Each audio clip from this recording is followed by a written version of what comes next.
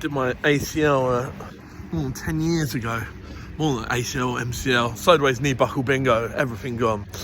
And it was pretty sore at the moment I did it. It was very sore at the moment I did it. Actually goes a bit numb, you sort of go into shock afterwards. But I remember being a bit slightly messed up on the floor. The ambulance pulling up beside Highbury Fields, one paramedic getting out, coming running over, the other paramedic shouting after him. He ran back, got in the ambulance, it drove off in the opposite direction. I was pretty pissed off. And a mate of mine gave me some very sensible advice. He goes, it could be worse. And I'm like, what's worse? I'm here in fucking agony and they've just fucking got in the ambulance and driven off. He goes, you could be the fucker they're going to pick up now. Like, it's a fair point. If they're turning around to go get someone else, at least you're not them. We're second. We might not be able to catch up with Liverpool, and some of the reasons that we might not be able to are on us. We're just off the pace of the Champions League, should make the top 8. There's some fear that, Saka might not come back in time, and we might not be able to get beyond the next round. Some of that is on us. We're out of the FA Cup. Some of it's bad luck, some of it's on us. And we're in a very exposed position in the semi-final of the League Cup. Again on us. But it could be a hell of a lot worse. We could essentially be everyone else. Listen, only one team wins the FA Cup, and the second best thing to do if you don't win it is to go out in the third round. I bow to no one in my love of the FA Cup. I absolutely fucking love it. Our original and best. I'm gutted there's not going to be any FA Cup football till 2026. But the reality, especially with our threadbare squad, is that you're better off out in the third round than losing a final or a semi. The start of this season, a lot of our players look tired out.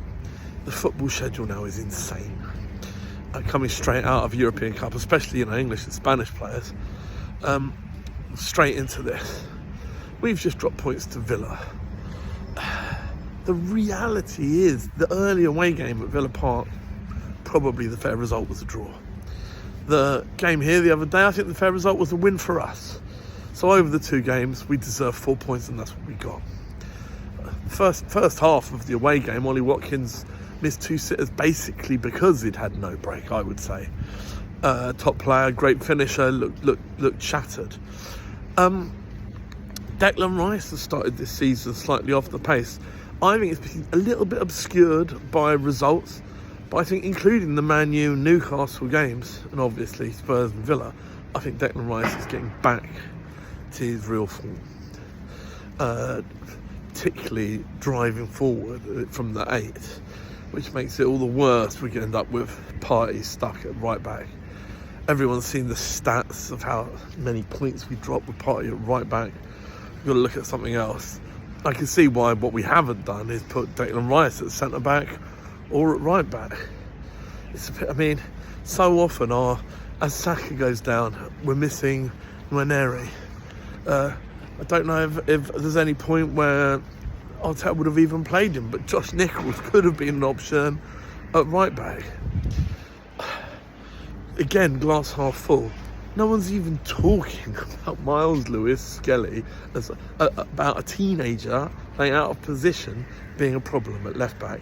He is instantly usurped and outstripped Zinni, taking his place in the squad. We need desperately to buy. Hopefully, if we can get this Dortmund deal through for Zinchenko, that eases some wage pressure. Possibly some sort of deal for Tierney. Again, eases wage pressure. I saw a very emotive, very good, covered the point as well, but piece, put to music by our mate Stillmanator. Tim Stillman talking about lots of what all of us think, that you've got a bunch of players and management staff absolutely running on empty, fighting to the last drip. And are we getting the same from Josh Kroenke and from Ato? I don't know. None of us know. But the one bit I do disagree with is this oh, we're deep into January. Any sensible club trying to sell their players, unless you offer way, way, way above what anyone else is going to offer right at the beginning, crazy money, and even then it shows how desperate you are. Everyone's motivated to kick the can down the street to the end of the month. You get extra games out of the player, who is likely to be one of your best players, likely to win you extra points. You're probably not going to be able to spend the money till the summer. And but you're probably able to achieve the absolute maximum price. It's very rare that anyone buys anyone on the 1st of January. There's still deals to be done. Maybe it's going to be a left field one. Gooner doesn't quite feel right to me. I'm not sure if his attitude off the ball is quite right for an Arteta player. Who knows? I've been banging the drum for Semenya for ages. I like Gooner on the ball, obviously. Maybe it's going to be a complete surprise. We desperately need someone. But I've got faith in the players that we've got. The trouble is just Havertz and Ødegaard look ridiculously overplayed.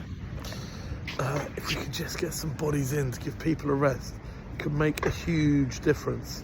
Fight a way through to next month when we get some FA Cup weekends off. Anyway, up the Arsenal, come on.